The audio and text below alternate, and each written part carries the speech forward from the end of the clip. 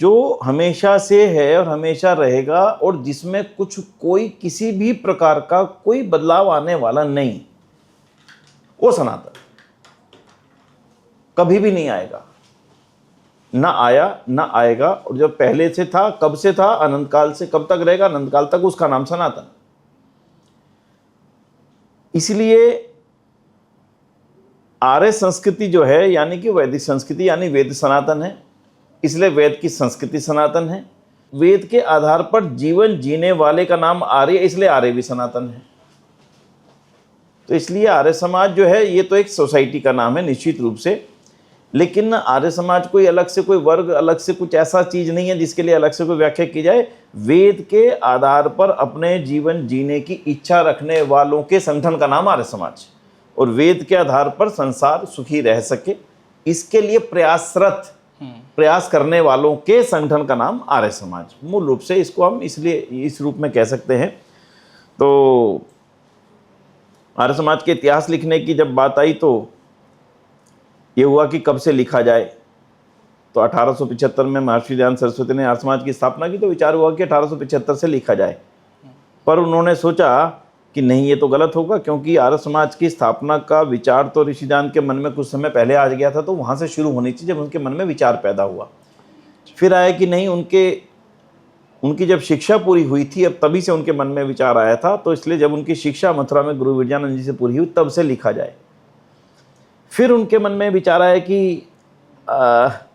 इतिहास लिखने वालों के इंद्र विद्या वाचस्पति लिखते हैं, जो स्वामी श्रद्धानंद के सुपुत्र हैं। फिर उन्होंने मन में विचार किया कि आर्य संस्कृति तो पूर्व में भी थी, महाराजा राम आर्यपुत्र, श्री कृष्ण आर्यपुत्र, तो इसका मतलब आर्य संस्कृति तो तब से थी, तो फिर हम आज से कैसे इसको कह सकते हैं।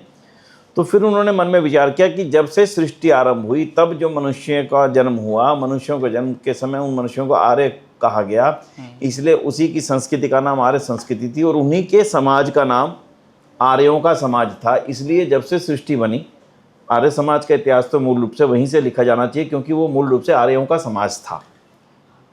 इसलिए मैं कह सकता हूँ कि सनातन संस्कृति और आर्य समाज मूल रूप से एक ही हैं, उन दोनों में कोई मूल रूप से अंतर नहीं है। अंग्रेज इस देश में आए, उनको लगा कि इस देश में तो अथाह संपदा है, उन्होंने कभी इतना कल्पना ही नहीं की थी, उनका देश ही छोटा सा था, उसमें कितना कुछ होगा।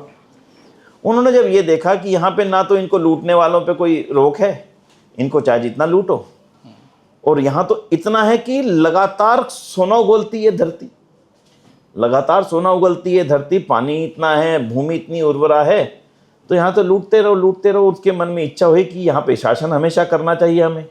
अब हमेशा शासन करने के लिए जरूरी क्या था कि यहाँ के मूल निवासियों को, यहाँ के वासियों को यही कह दिया जाए कि तुम यहाँ के नहीं हो। उनके दिमाग में, उनके आने वाली पीढ़ी के दिमाग में यह डाल दिया जाए कि तुम भी यहाँ के नहीं हो, क्योंकि कल कोई ये कहे कि तुम बाहर से आए हो अंग्रेजों को, उससे पहले उन्होंने इस थ्योरी को लागू करना समझदारी समझी। अरे तुम भी तो यहाँ के नहीं हो, तुम भी तो बाहर से आए हो, ताकि यहाँ पर रहने में उनको कोई रुकावट ना डाले और वो शासक बनकर के हमेशा के लिए यहाँ पर रह सके। और उनकी वो थ्योरी चलती गई, मैच्योर होती गई, और यहाँ के कुछ वर्गों को उन्होंने हमसे अलग करके कहा कि तुम तो मूल निवासी थे, ये लोग वो हैं जिन्होंने आपको आकर के मारा पीटा, तुम्हें तपाया, तुम्हें कमजोर कर दिया। इस तरह से दो वर्गों को अलग करके वो अपनी सत्ता को अनवरत लंबे समय तक चलाए रख सकें। इस सारे के सारे कोर्स का मैं कहूँगा कि निर्माण अंग्रेजों की उस नीति के चलते हुआ, और हमें वही पढ़ाया गया और हमारे बच्चे वही पढ़ते चले गए, समेत हमने भी उसी चीज को पढ़ा।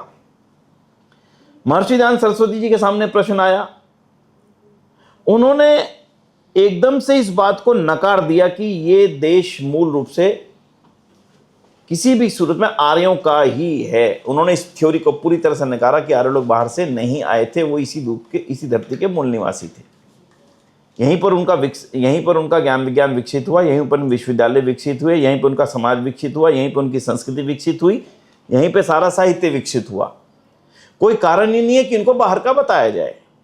जब उन्होंने वो प्रश्न उठाया तो एक समाज में चर्चा छिड़ी इस बात की, क्या ये ठीक कह रहे हैं। तब ऋषि दयानंद ने कहा कि हमारी संस्कृति का विस्तार हिमालय पर्वत के नीचे और हिंद महासागर के दाएं और इंडोनेशिया, जावा, सुमात्रा, मलाया ये सिंगापुर आदि सभी देशों तक, इधर की तरफ अफगानिस्तान, पाकिस्तान, वर्तमान पाकिस्तान तो कुछ ही समय से पहले की बात है, अफगानिस्तान और आगे इराक तक हमारा ही शासन था। इस पूरे क्षेत्र का नाम आर्यवर्त था और यही के राजाओं का सारी दुनिया पे शासन था। ये उन्होंने पहली बार हमें बताया कि यहीं पर रहने वाले राजाओं का सारी दुनिया के अलग अलग क्षेत्रों में बसने वाले राज्यों के ऊपर आधिपत्य था। महाभारत काल में जाके देखें, महाभारत काल में दो वर्ग बन गए हमारे भाइयों में, पांडव और कौरव। उस समय तो कोई था नहीं, सारे आर्य ही थे, कौरवों के सब तरफ भी और पांडवों की तरफ भी, दोनों एक ही जाति के थे, दोनों में कोई जाति भेद था नहीं।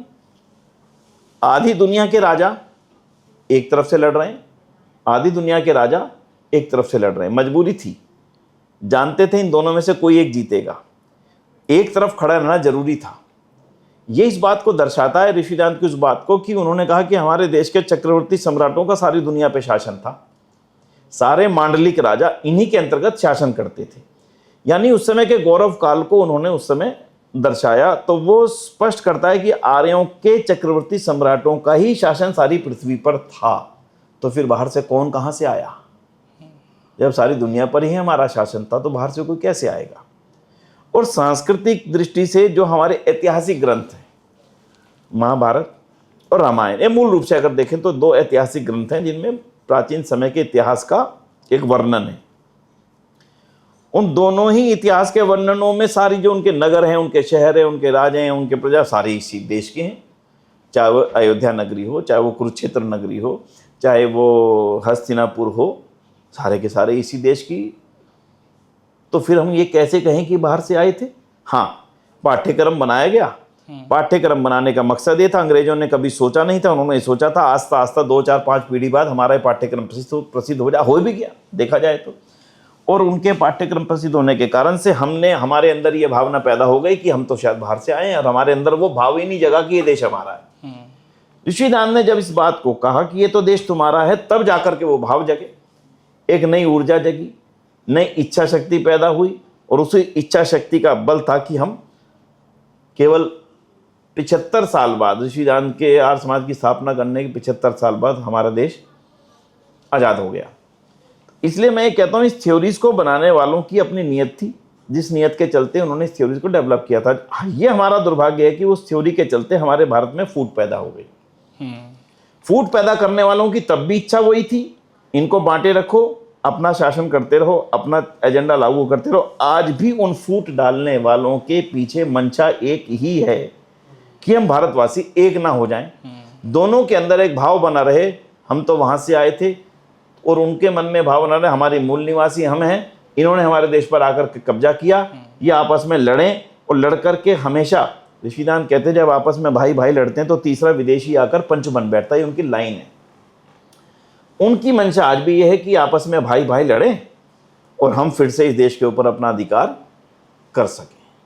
तो आर्यन इन्वेजन थ्योरी आज के यूथ को इसकी गहराई को बेहतर ढंग से समझने की कोशिश करनी चाहिए कि ये शायद सबसे झूठी थ्योरियां जो दुनिया में हैं उनमें से एक ये भी है, जिसका कोई सिर और कोई पैर है ही नहीं, कहीं से कहीं तक भी नहीं है। इसके लिए अनेक ग्रंथ लिखे गए। हमारे आर्य समाज के बहुत उच्च कोटि के विद्वान स्वामी विद्यानंद सरस्वती जी, उन्होंने आर्यों का आदि देश, बहुत अच्छा ग्रंथ है उन्होंने लिखा। स्वामी संपूर्णानंद जो उत्तर प्रदेश के बहुत योग्य विद्वान और शायद चीफ मिनिस्टर भी रहे, उन्होंने भी इसके ऊपर बहुत अच्छा ग्रंथ लिखा कि ये देश जो है आर्यों का ही है।